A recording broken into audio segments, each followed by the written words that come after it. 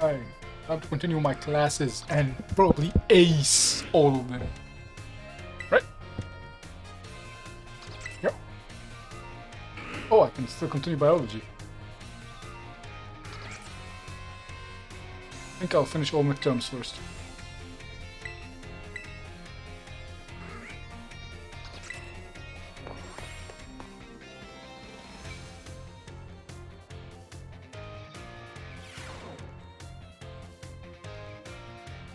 Hello everyone, let's have a fun class today.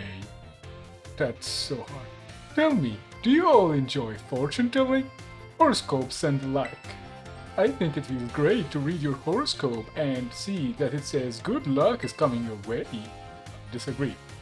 So today I'd like to teach you all math while focusing on the topic of luck. Perhaps you have seen the following phrase crop up during Pokemon battles before. A critical hit. Pokemon's attack lands as a critical hit, the damage it deals is increased by half. In other words, it does 1.5 times as much damage as it normally would.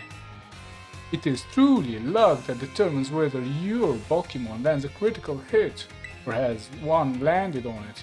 This can cause a great upset in battle.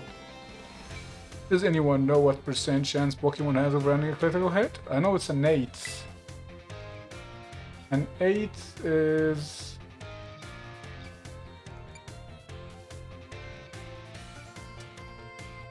Oh dear.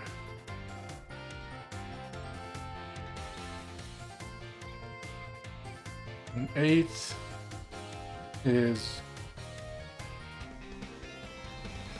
12%? Yeah. Almost. Because 80 and 16... I think it's 12.5% actually.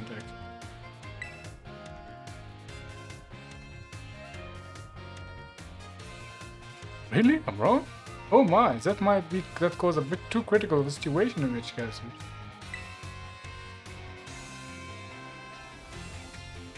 The chance of landing a critical hit is said to be 1 in 24, or not 8, because they must have changed that, which figures to roughly 4.17%. The odds are more favorable for certain moves, though. Y moves such as Stone Age and Shadow Claw have about 12% chance. Ah! That's probably what I was referring to. You can all use a move called Focus Energy, or an item known as a Dire Hit. Both raise critical hit ratio by 2 stages. That's a 50% chance to land a critical hit. Wow. It feels great to land a critical hit, but perhaps not so great to be struck by one. There is a surprising amount of mathematical probability hidden in Pokemon battles, you know.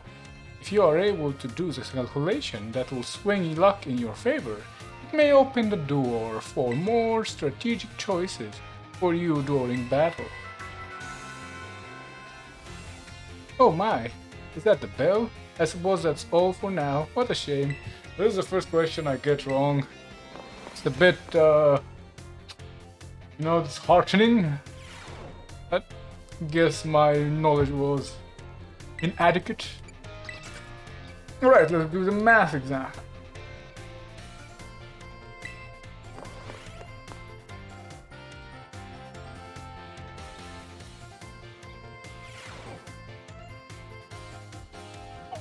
Everyone, it's time to begin our midterm exam.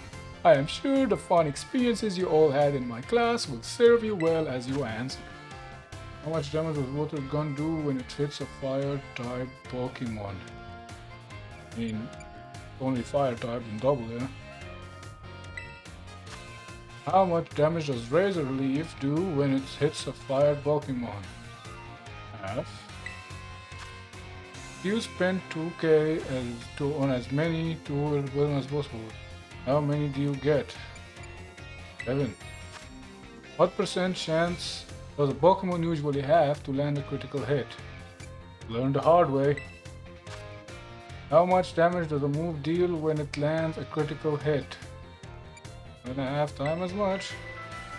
Alright everyone, time is up. Put your hands on your laps now. You were all concentrating so hard, I can't wait to see how you did.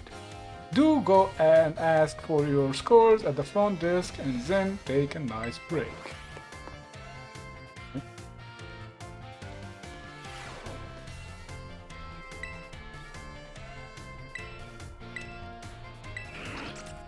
That's definitely a 5 out of 5, yeah. Easy. Right?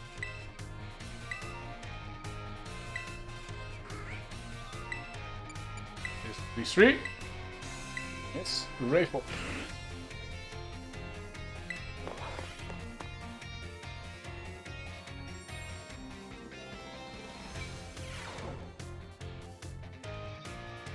Greetings, my little students. Whatever you did yesterday, it is now a part of history. Today we will continue to unravel the marvels that history has presented to us. As you should remember from our last class, Area Zero's great era of exploration began about 2,000 years ago. This era lasted for approximately 1,000 years, but not a single soul was able to venture all the way to the deepest reaches of Area Zero. Having poured much of its human and financial resources into the exploration of Area Zero for so long, the Palladian Empire fell into decline. 200 years later, or 800 years ago, the empire and its surrounding nations united into one entity. This was the formation of Palladia as we know it today. Ah yes, this very academy where you are now filling your young minds with knowledge was also apparently established at that time. In fact, this school building, though certainly having undergone repairs through the years, is just as it was when it was built so long ago. This very structure is a piece of history. Oh my god, these eyes. Ah, things of old are truly splendid. I guess she loves older men as well. Dude. I would certainly prefer it not to have the Poke Bowl portion, though a relatively new addition. Oh, she's anti-catching Pokeballs, I guess. Aha! Perfect timing to make eye contact, youngling MH casters. Let's see if you have been listening to my lecture. Tell me approximately how many years ago was this academy of ours established? Correct. I see the look of concentration on your face was indeed just that. I hate nothing more than when a student only pretends to listen. I do that all the time and it still works, bitch. Sorry, that was immature. This academy was constructed exactly 805 years ago, to be precise. In other words, your academy here is 805 years old. At the time, it offered state-of-the-art facilities and a uniquely innovative curriculum. As such, people used to say, those seeking knowledge need to look no further than the oranges of Palladia. That's right, they were referring to Naranja Academy. It is said that this proverb of sorts was even used outside of the Palladia region.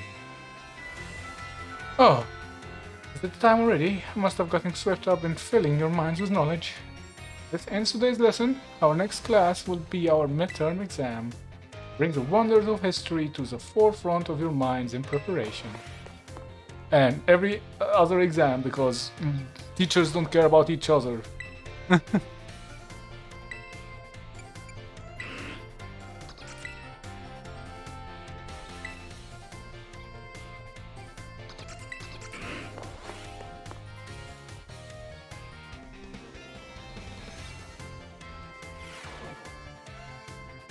Greetings, my little students. It is time for our midterm examination. Summon your historical knowledge from the dark recesses of your minds and answer the questions. What is the name of the geological formation in the center?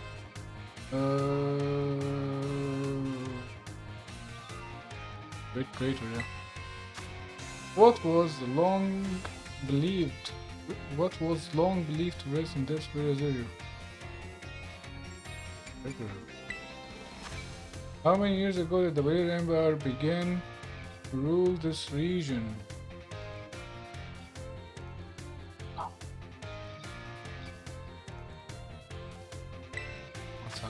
How many years ago was this academy made?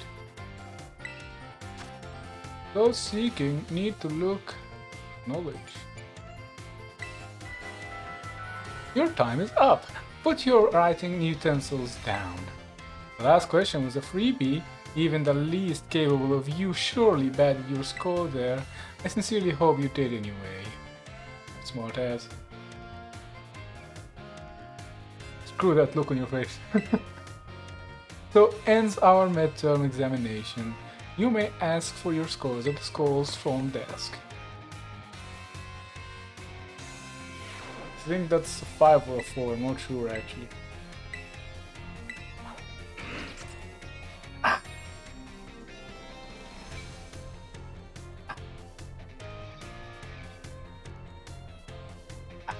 I think it's a 2000 and 1000 one. Because the problem is, he says the Beleriand Empire, but the people gathered together to make the Beleriand Empire 1000 years ago. Yeah, it started to rule the area 2000 years ago, or like attack it 2000 years ago, but they only gathered together like 1000 years ago. Oh well. The question was a little bit not obvious to me. Ah, so annoying. Oh well. My god, too many things. Right? Those studies.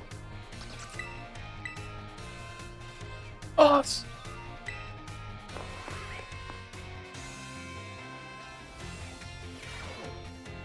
There.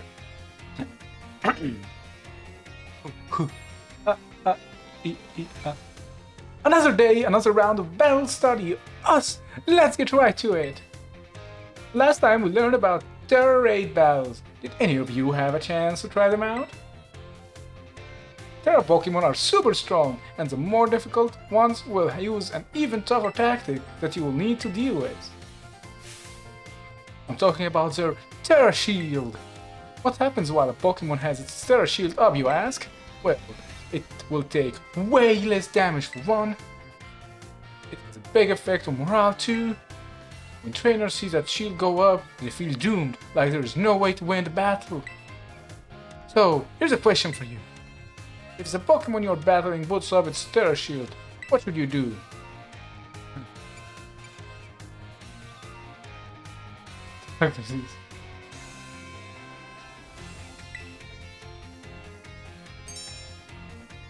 That's right, you're a regular Terra Raid Battle Master, aren't you, new kid? I don't know, man. Regular attacks don't work so well against Pokemon that have their Terra Shields up, but having your Pokemon terrestrialize is an effective method to overcome that issue. A terrestrialized Pokemon will do more damage to shielded Pokemon, especially if it uses moves that match its Terra type. Dealing enough damage to a Pokemon with its Terra Shield up can destroy the shield and breaks a Pokemon's stance. This means that it's important to properly time your terrestrializing in a Terra Raid battle. In conclusion, as they say, fight fire with fire and Terra Pokemon with Terra Pokemon. Be sure to work together with your teammates to smash through your opponent's Terra Shield. Oh man, I was just about to suggest we do some hands-on practice to really drive the point home, but I guess we're out of time once again. Next time will be our midterm exam. Aim for a perfect score. Us! Right, lady.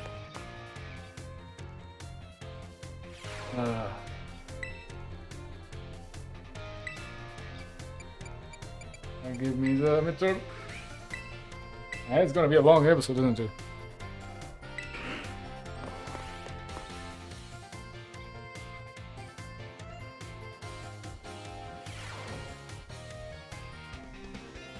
Sorry to all of you who went to the schoolyard first before finding the right room. I guess we can do our test in the classroom at least. It might be hard to write your answers out in the field. Alright, time to put on your game faces and do battle with those test sheets. Work on special defense, the less damage it takes from your attacks. Which of the following has no effect on a move's damage? Name. How many trainers are on a Terra raid battle team? Or what is an effective method for breaking upon a Terra shield? What is Miss Dendera's favorite type?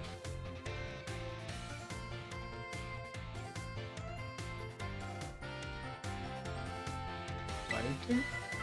Time's up! Put your pencils down. I saw you giving it everything you've got. I'm sure you'll all get perfect scores. Well done, everyone. You can ask for your scores at the front desk. Does she actually prefer psychic? That'd be interesting.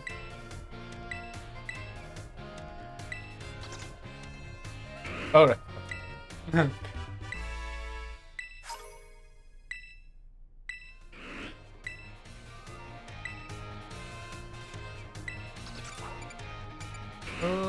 Homie.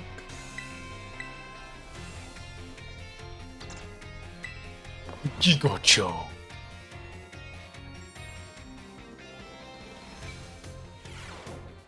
Put away your phones. It is time to begin class. In my last class, I taught about HP restoration. However, after class, I was asked by several of you about PowerPoints, commonly known as PP. When a Pokemon loses all of its HP, it faints and can no longer battle. What then happens to a Pokemon when it loses all of its PP?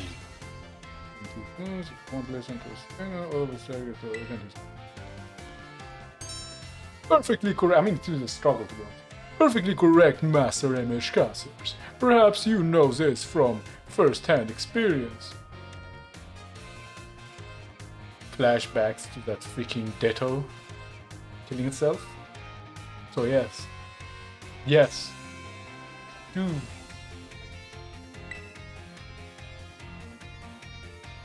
Experiences it. When a Pokemon runs out of BP, it can no longer use its moves. However, each move has its own store of BP, so you can mitigate BP loss by using a variety of moves rather than just one move repeatedly. If our Pokemon loses all BP for all its moves, it will only be able to use Struggle, an action that also damages the Pokemon that uses it. In order to avoid this predicament, BP can be restored at Pokemon centers along with HP. Items such as Ethers and Max Ethers can also be used to restore BP. Be careful not to confuse potions with Ethers in the heat of a battle. However, Ethers are not sold at shops, so you should use them just like with judgment if you find them. The stronger the move, the lower its maximum BP. Not waste uses of these moves unless you wish to quickly run out of BP. It is important to find balance in a Pokemon set of moves. As you can see, HP isn't the only thing you must keep an eye on while adventuring with Pokemon. I hope that you will all take care to ensure that your partner Pokemon can perform their best as you each engage in the treasure hunt. Our time together has come to an end for today. Our next meeting will be an examination day. Be sure to review well in preparation. Good shot. What? I don't even know if I'm doing these voices stuff correctly, but anyway, it's fun.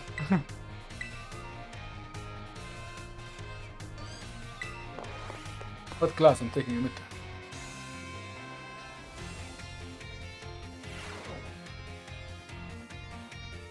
The time has come to test you how well you all have learned here in my class. Has begun before information simmering in your brains from a last-minute cram session fades.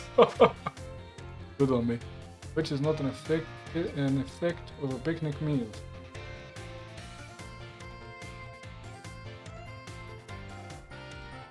Decent. Which of the following affects the kinds of meal powers received from a particular meal?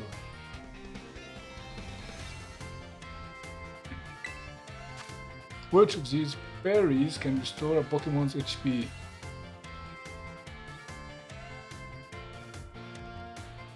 Fuck.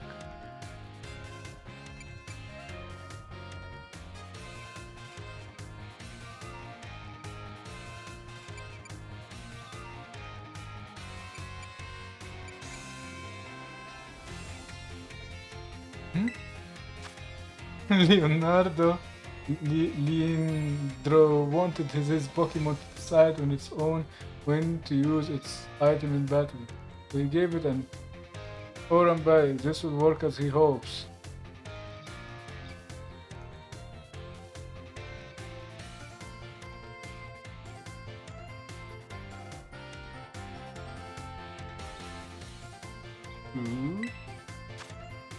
The move runs out of BP. It can no longer be used. If a Pokemon runs out of BP for all its moves, it can only sit there in frustration.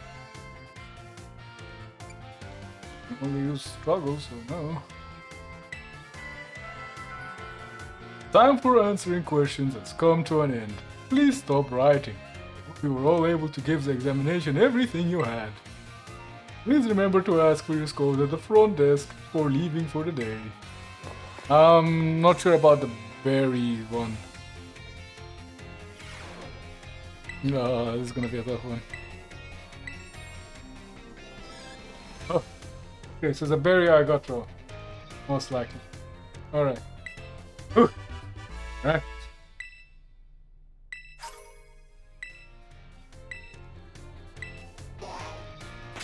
Let me check actually. It's a bit embarrassing. Cherry, paralysis, Picha, poison, so Oran is the one for healing. Oh man. Come on, man. Who remembers what each berry does? Oh, does that? Remembering what each berry does.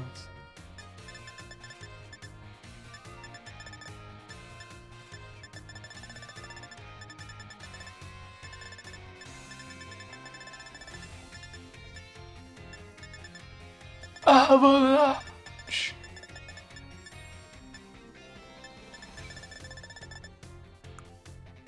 Oh my god.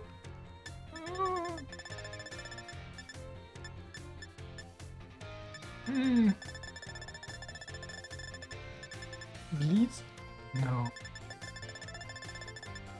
Please? No. Please? No. Please? Please? No. God, this is tired. No. Why?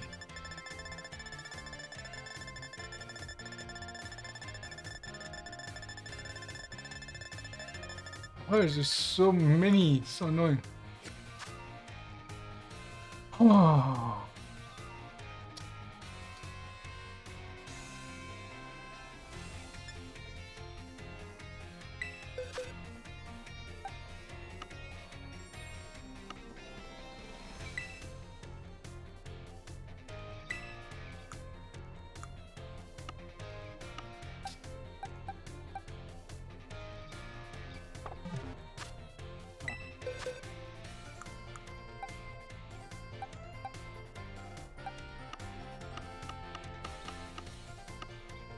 Can have 6 teams.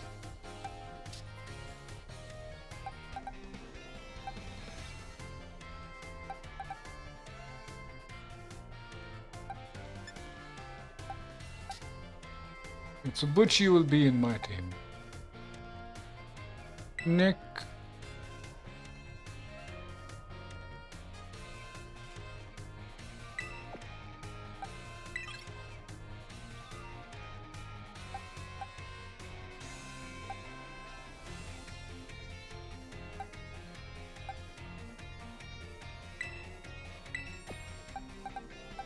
Bit weird. I don't know how this works.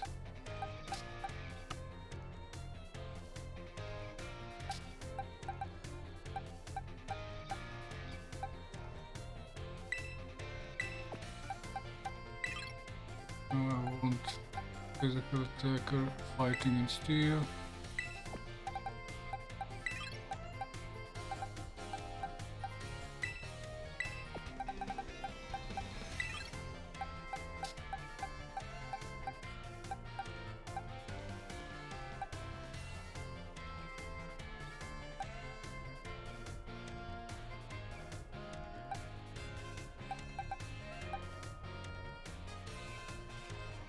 Flying in water.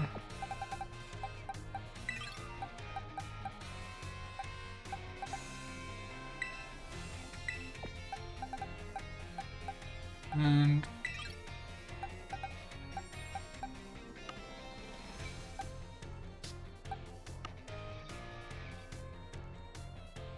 what is this whole team thing supposed to do?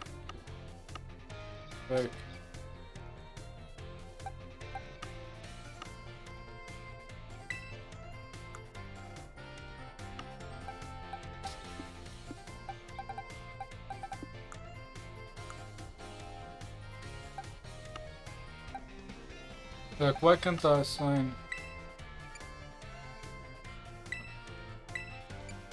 I really don't know what these are. How is this supposed to be used? Maybe it's meant for online battling? Oh well. Okay, back to the classic. I think I want to go with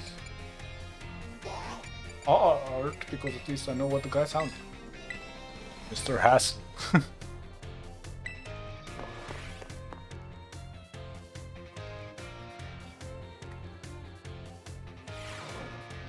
Oh, it looks very different. Why is Nirvana just sitting there?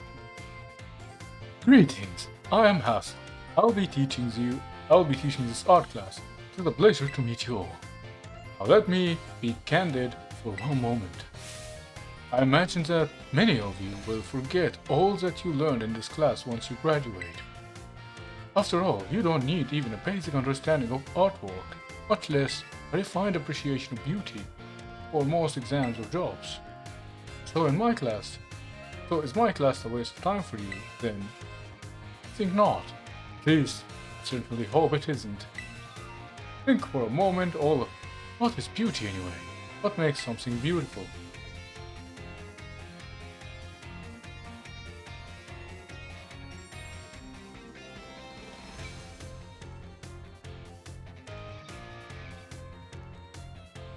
What makes something beautiful?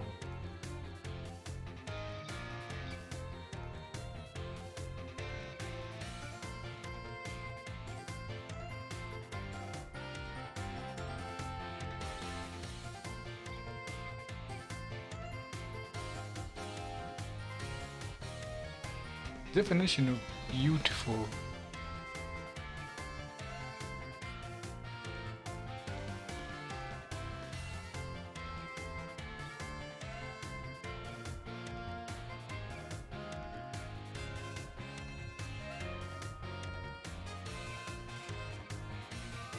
To be honest, it's hard to answer, because if you think about it, right, it's easy to say, oh, it's in the eye of the beholder. Most different people consider different stuff beautiful. And just because most people have some commonality on what is considered beautiful based on society, and that's not enough of an argument to say that something that is beautiful is just standardized. So a wolf will see a female wolf as beautiful, maybe, but not necessarily like a rabbit wouldn't consider a female wolf so beautiful.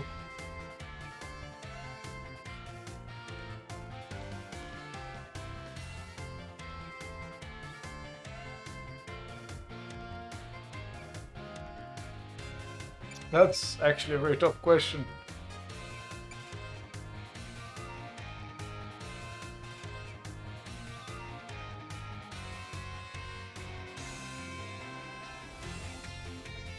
I think the properties of any object is what makes it beautiful, essentially. Then the beholder decides if these properties are beautiful. So without these properties, there will be nothing for the eye of the beholder to enjoy.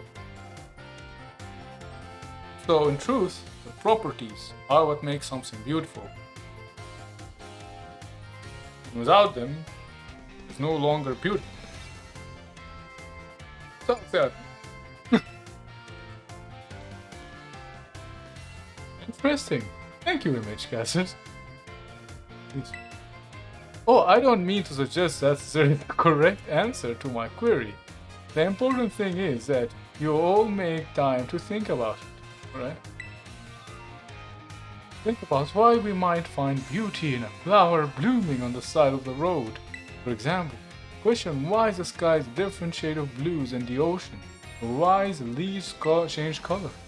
Ponder the windmills of Aptazone and how they move. Contemplate the chilling bite of the waters of Cascarafa.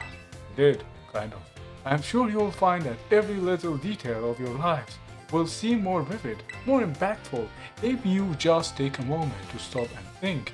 And I'm certain that if you stop and truly appreciate the little beauties of this world, it will help you pull through days where your studies have you exhausted, or when work has dampened your spirit. Do pardon me for waxing philosophical. You don't need to understand all of that now. To put it simply, it is true that one doesn't need art to survive, but it certainly makes surviving much more enjoyable. It is my hope that this class will add even a little bit of color to your lives. That's all for today. Next time, we will try a more hands-on approach to appreciating beauty, whatever that may be.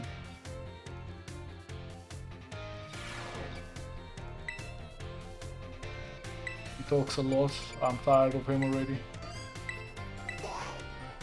But he's not mean per se. He talks a lot.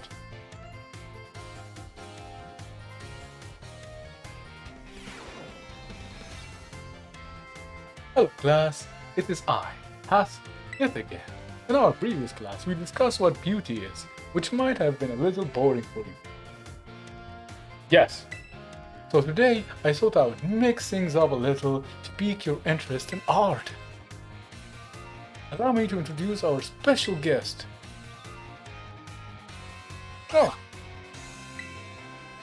This is Professor Gilbert, the assistant lecturer for today.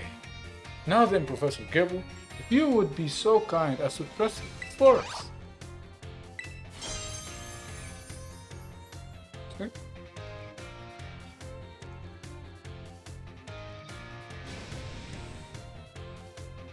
As some of you may already know, a Pokemon can crystallize if you use a Terra Orb. Normally, Professor Gibble would be the Dragon type, but crystallizing is succeeding in changing its type. So, class, what type do these lovely, glistering flowers above Professor Gibble's head represent? Last time. Excellent, image casters. Full marks for you. You? These beautiful flowers blooming above Professor Gibble's head show that it has now become a grass type. The shape of the Terra jewel above a Pokemon's head depends on the Pokemon's Terra type. Summarize, if an opponent's Pokemon crystallizes during battle, observe a Pokemon's Terra Jewel closely to see which type it has become, and choose effective moves accordingly. It is my sincere hope that today's lecture will help you all achieve beautiful victory. The terrestrial phenomenon is indeed a fascinating and deep subject to discuss. That is all for today. Thank you, Professor Gibble, for your help. Right. Professor Gibble, give me a break. Gibble me a break. I think I'll just finalize art and then take 3 of language and then I am done. This episode is just cool, yes. Can be helped. Had to happen at some point, right? Oh, he looks at me immediately. Hello class, it is I, Hassel, yet again. I've been told that my previous lecture about the Terra-style phenomenon was very well received, yes? Thank you all for your kind words. Yeah? Does he hear me?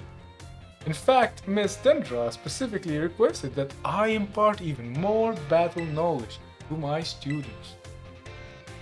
So I have decided that today we will take another look at how Pokemon can terrestrialize. And of course, here is Professor Gibble to help us. Now then, Professor Gibble, you would be so kind to terrestrialize for us.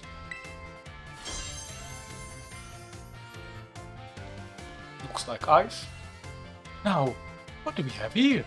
Last class we saw grass type crystallizing. This time we have something of a different shape.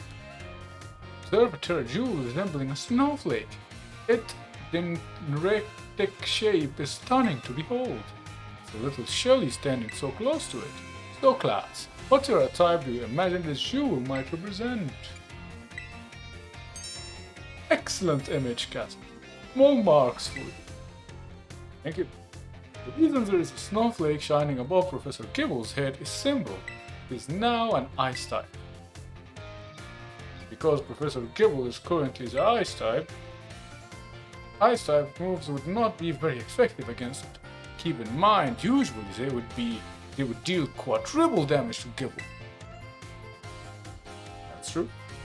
Now, here is some trivia about snowflakes. Snowflakes come in many different shapes and sizes. Most are classified as hexagons, because hexagons are the bestagons. You all know that.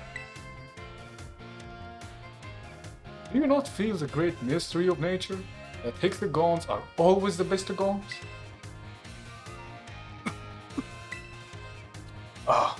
Here's a bit of a tangent, but Mr. Jack's glasses are also hexagonal, aren't they?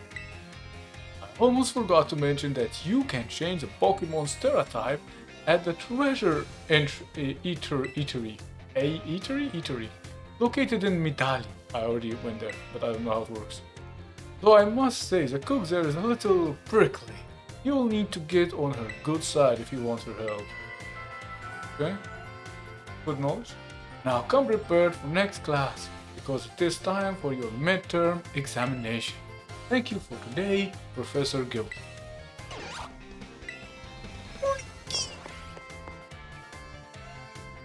Come on.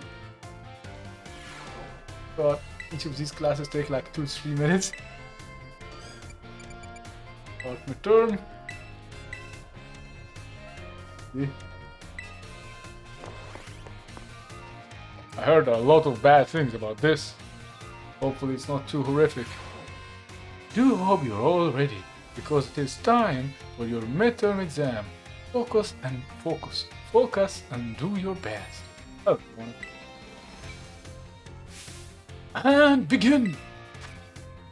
What is the name of the gemstone that glows over a Pokemon head when it crystallizes? Jewel, I think? When the answer to question 1 is in the shape of flowers. Oh, that's tough. What shape are most snowflakes classified in? Where is the eatery that allows Dali? What makes something beautiful?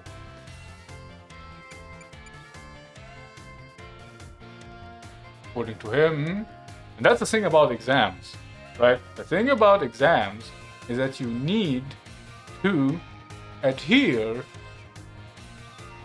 to what the professor thinks, not always what you think when it comes to these kind of exams, right? I want to say I don't know. It was the same answer I gave last time.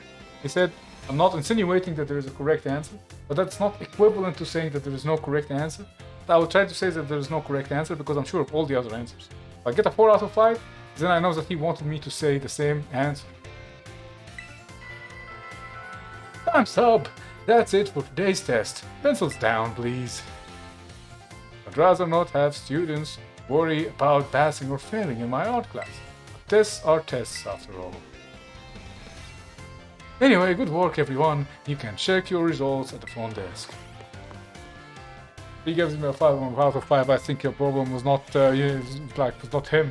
Yeah, yeah. Otherwise, the problem is him. Let's see. Let's see.